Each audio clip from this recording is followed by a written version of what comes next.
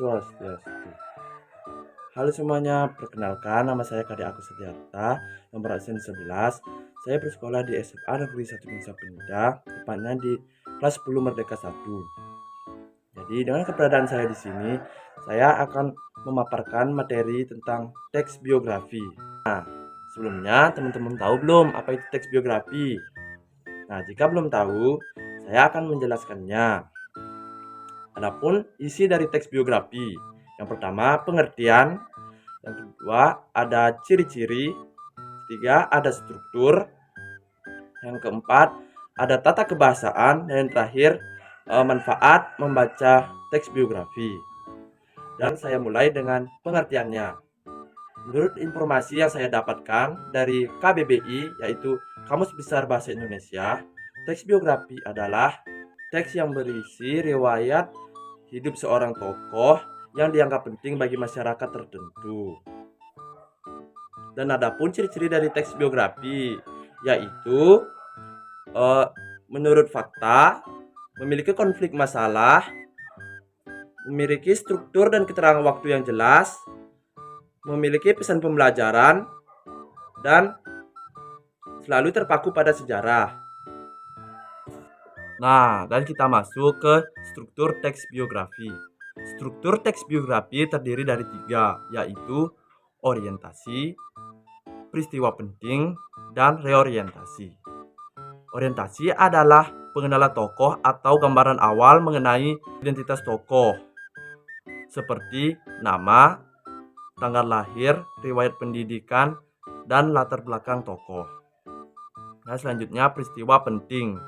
Peristiwa penting adalah rangkaian peristiwa yang disusun secara kronologis dalam kurung waktu, meliputi kejadian utama tokoh yang mengantarkannya untuk mencapai kesuksesan dan cita-citanya.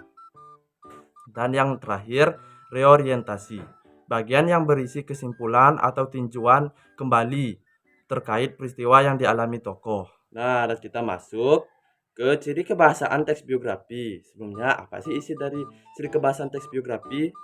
Nah, yang pertama ada kata pronomina atau yaitu kata ganti. Biasanya dalam teks biografi di sini menggunakan kata ganti orang ketiga tunggal yang seperti dia, ia, dan beliau.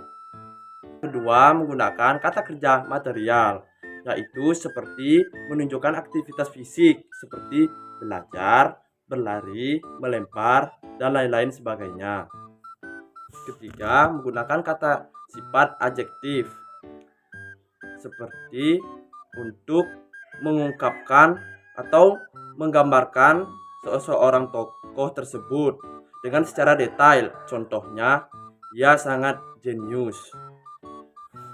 Menggunakan kata kerja pasif, yaitu peristiwa yang dialami tokoh sebagai subjek yang menggunakan imbuhan di dan ter, seperti diberi, ditugaskan, dibelikan, dan dipilihkan. 5. Menggunakan kata kerja aktivitas mental, seperti mengutarakan suatu respon atau sikap individu terhadap sikap ataupun kondisi. Contohnya, menyetujui, menginspirasi, dan mencintai. Menggunakan penanda urutan waktu, yaitu seperti konjungsi, reposisi, dan nomina. Contohnya seperti setelah, sesudah itu, kemudian, lalu, selanjutnya, dan akhirnya. Nah, dan itulah dia dari keenam ciri kebahasaan teks biografi. Nah, kita masuk ke bagian terakhir, yaitu bagian manfaat membaca teks biografi. Menurut saya pribadi, dengan membaca teks biografi, kita bisa meneladani karakter unggul sang tokoh melalui pengalaman atau kisah hidupnya. Biografi dapat menjadi petunjuk mengenai hal-hal baik dan tidak baik untuk dilakukan. Nah, teman-teman, demikian tadi terkait dengan materi teks biografi yang saya bawakan. Jadi, teman-teman gimana? Sudah mengerti belum? Sudah mengerti lah ya. Oke. Dan saya harap semoga dapat menambah wawasan teman-teman dan membantu teman-teman khususnya kelas 10 dalam memahami teks biografi.